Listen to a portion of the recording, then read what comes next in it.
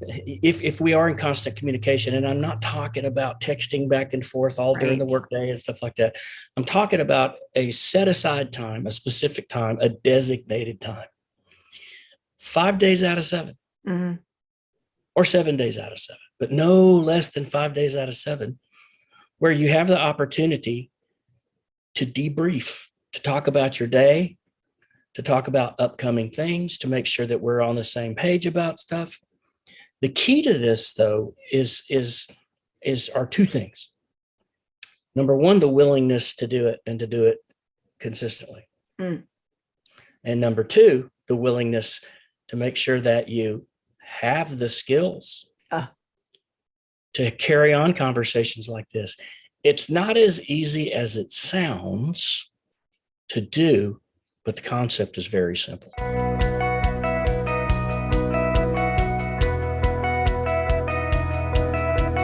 Welcome to another episode of What to Say and How to Say It. Today, we're going to be talking about a skill, a technique, a method, a conversation that if you can master this, like home run style, it'll make a huge difference in your marriage. If you can't figure this out, it doesn't really matter what you do. If you're doing this conversation poorly, you can ruin your marriage. So it's another thing. Yeah, I know, right?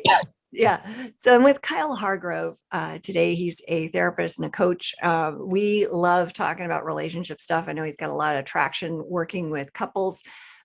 We use this particular title of his, Debrief Your Day, in some of the work that we're doing with our marriage intensive. But Kyle, this is a common problem that couples have in communicating. You are not wrong. No, absolutely right. It's probably, I mean, this podcast should probably last about 4 minutes. It's that simple. Yeah, I know, right? It's that simple. If we are in constant communication with each other, it should, studies say, 4 out of 5 dentists surveyed said that if we are in constant communication, and I'm not talking about texting back and forth all during the Right. workday and stuff like that. I'm talking about a set aside time, a specific time, a designated time, 5 days out of seven Mhm. or 7 days out of seven, but no less than 5 days out of seven, where you have the opportunity to debrief, to talk about your day, to talk about upcoming things, to make sure that we're on the same page about stuff. The key to this, though, are two things. Number one, the willingness to do it and to do it consistently. Mm. And number two, the willingness to make sure that you have the skills Uh, to carry on conversations like this. It's not as easy as it sounds to do, but the concept is very simple. So what I had a conversation with a spouse last week, and he's telling me, she comes home from work and she's complaining, and like there's so many stupid problems at her workplace that if she just do XYZ, she could solve them, but all she wants to do is complain. And I thought of that video from about 8-9 years ago. It's not about the nail, with that that whole thing. And I was like, okay, so can we try something? And he was open to this. I said, what if instead of doing what you always do, which is what? He goes, well, I make suggestions. And I'm thinking, yeah, how's that working? It's not. Because what's happening. She's just getting madder, right? And then they're having conflict, and then nobody wants to talk to anybody for the rest of the night. And the kids are upset. People are crying, gnashing of teeth. So I said, what if you just said, hey, honey, how was your day? And no matter what she said, because you're telling me it's always negative, right? And he's like, oh yeah, every single day it's terrible. And I said, okay, so you let her start talking, and you go up to her, you say, wow, this sounds really hard, and you put your arms around her and you give her a hug, maybe a kiss, and you just let her talk about her day.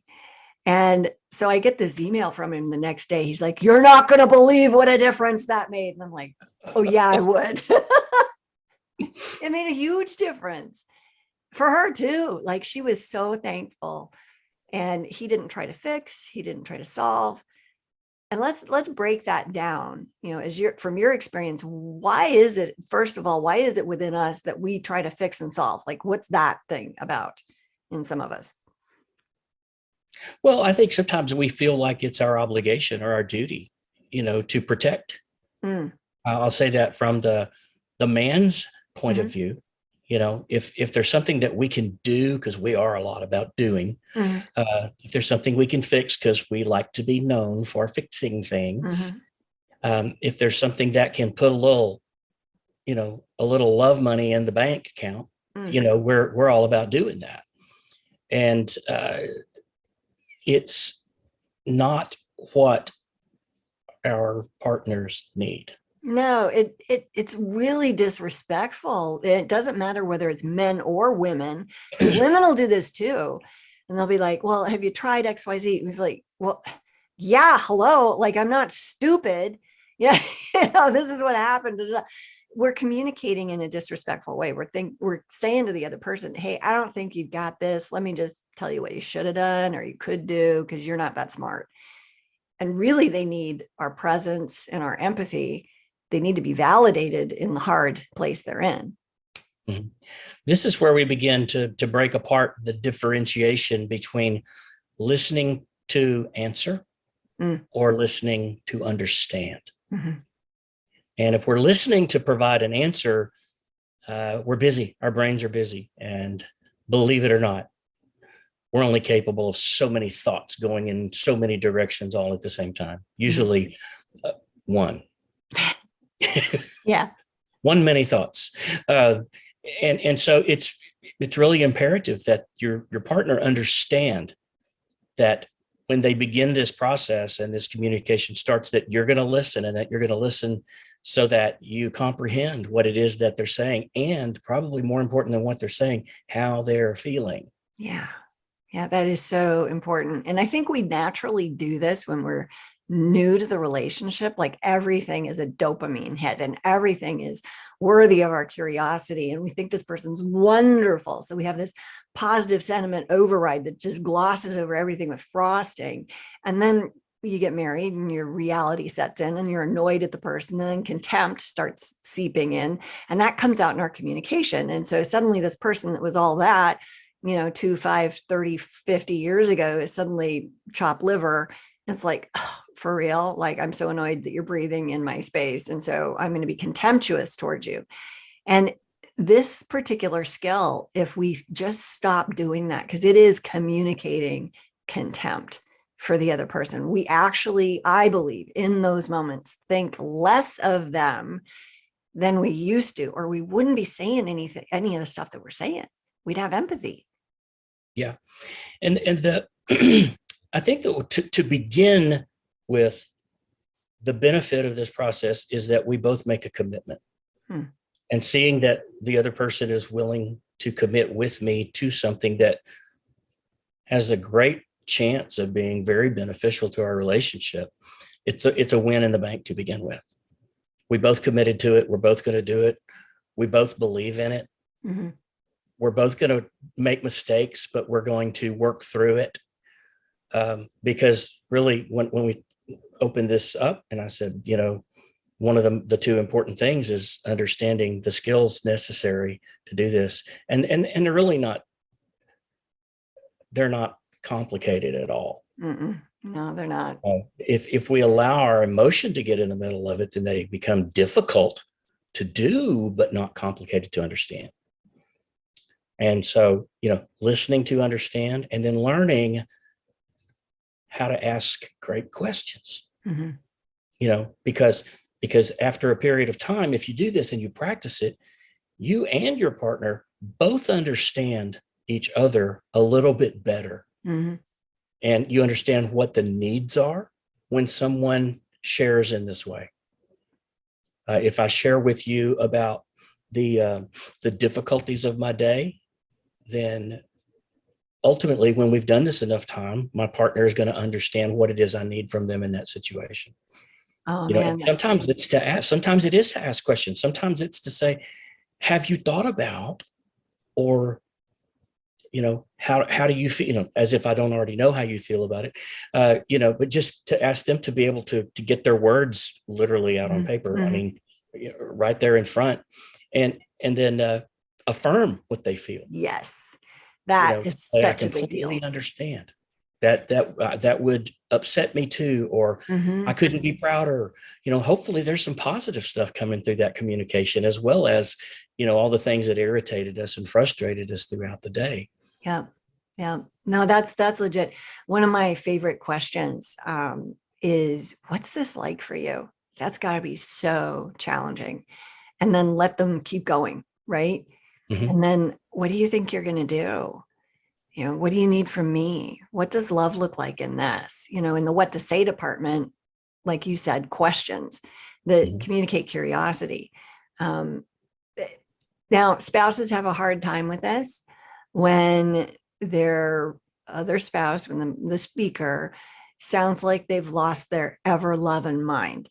Like, and, when we're emotional about something and we want to connect with somebody, we may or may not know that we're emotional and irrational. Like, we may have completely lost it. And Yeah. if we have enough self-awareness, one of the things I like to ask for is like, know what I need. I need you to listen to me and don't side with the enemy. Just agree with me that everyone is terrible. I'll come to my senses later. And then I'm going to say all the terrible things I'm going to say.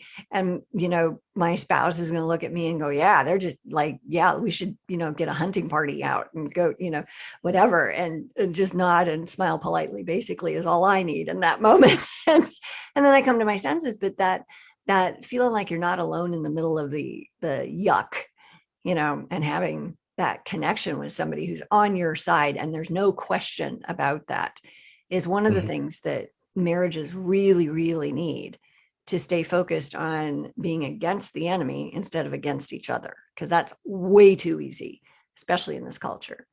Yeah. And it's, let me give you an example of a mistake I made.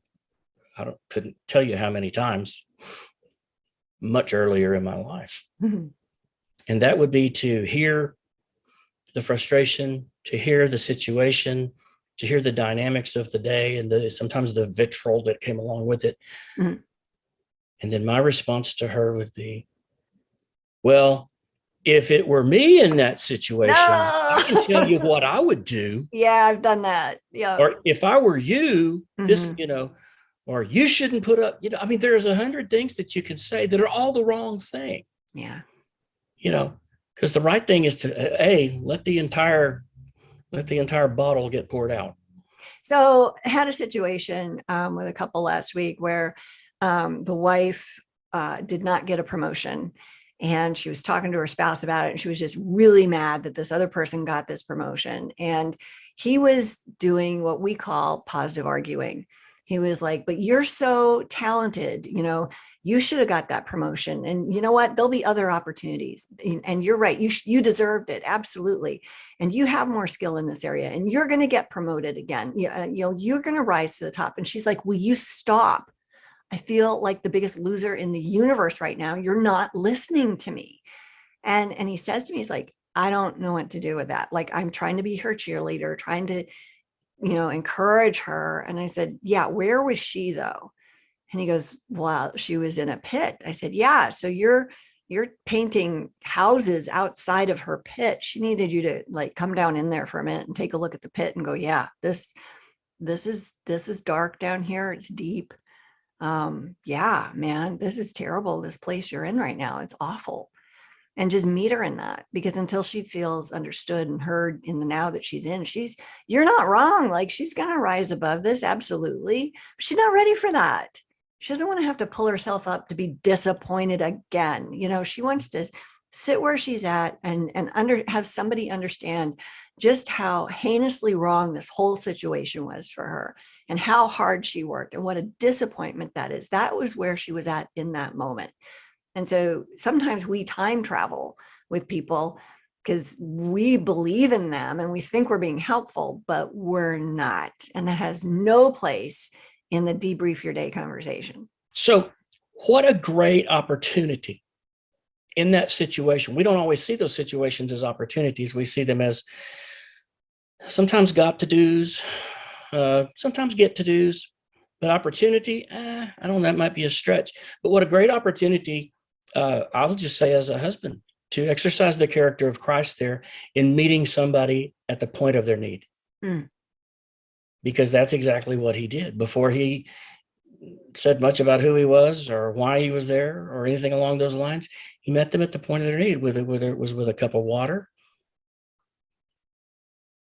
or whatever their need was. That's Christ was so good at meeting them there. And so why wouldn't we do the same thing? Why wouldn't we just put our own thoughts and our own opinions and ideas and things to the side for a moment and say, you just need somebody to hug you and meet you right here in this spot, no matter how ugly it may feel, and no matter how much your mascara may have run. Okay. It's okay. Yeah. It's okay. I'm here with you. And I'm committing, to maintaining that status. And if this involves you in some way where you need my assistance, we're going to get through this together. But that's a later conversation. That's something down the road. That's not this daily thing, and you don't want to actually let this thing morph into huge hour-long things. I mean, sometimes that's necessary. Things just got to come out and they have to happen. But for the most part, if you got to put aside that much time every day, it really becomes a chore. Right. This is a short conversation. This is 10, 20 minutes. Yeah. Like for both of you, right? Yeah. And, in therapy with folks, I call it the daily diversion, the weekly withdrawal, and the annual abandonment. Divert for those 10 or 15 or 20 minutes every day that you can. Try to make sure that you do 5 out of 7. Seems like on the weekends, those conversations just kind of happen more naturally throughout the day. So, when we're in a hurry and kind of more in a rush during the week and, getting home at a certain time and things expected us in the evening, and I'm just getting stressed out thinking about it. It's very important to have that time set aside, and know when it's going to happen or where. And it's also okay to say,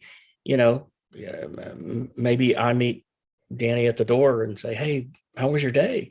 And as often as not, it's, "I got to go to the bathroom," or whatever, okay, right? A minute or two, and I'm not going to follow her in there. And then, so anyway, where I was talking about the withdrawing and the diverting and the abandoning and so forth. So it's the daily diversion. Try to get away once during the week, to spend some time together. That's stressless. That's relaxing. A meal at a favorite restaurant, maybe a movie, something along that. I think we call those dates. Yeah, with my couples that they're high conflict and they can't be in the same room. Like, these are the guys that are texting each other and arguing over text. Like, they don't have the self-control to, I tell them, don't do dates like that. Like, if you're going to be together, you're doing something active. And so we set up real strict boundaries around this debrief your day conversation. That's a daily thing. Absolutely. But then the dates are, you're going to go to a movie that's action packed. You're going to sit next to your spouse and there's no dinner involved because you're just going to blow something up. Let's get the skills there, but spend some time doing stuff together. Hiking, bike riding, things you're out of breath with, can't do conversation with, don't make it worse.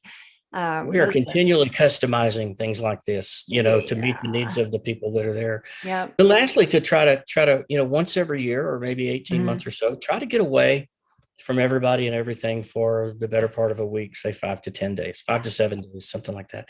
Yeah. So these are all just, they're stair steps. They're progressive. They're things that you might just start doing and then add one as you go. But the most important thing about it, I think, is the simplest part, and that you do it out loud and on purpose. That you say, we have to communicate with the spoken word. We do too much of this already, so let's communicate with the spoken word, and let's do it every day for 10 to 20 minutes.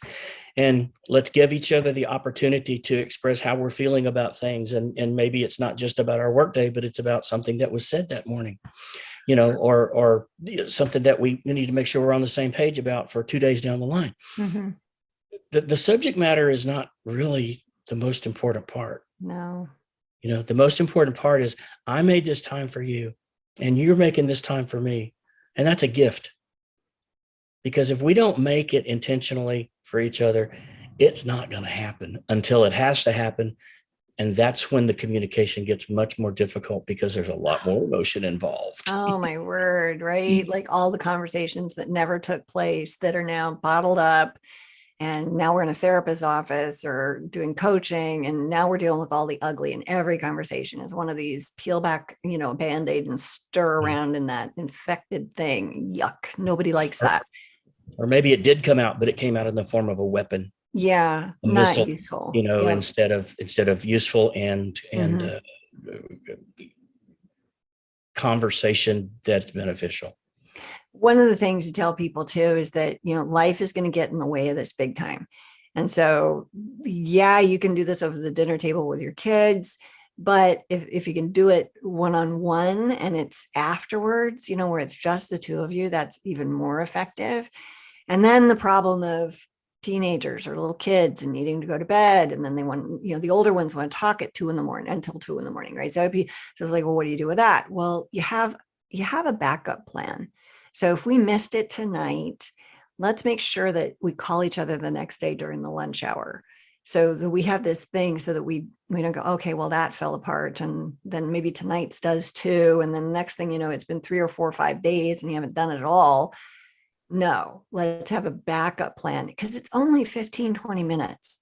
That's it. We're not talking about reinventing the wheel. And you can just ask, hey, how's your day going? How was yesterday? And your job is you're there to listen and love. I heard a story years and years ago about a dad who did this with his daughter.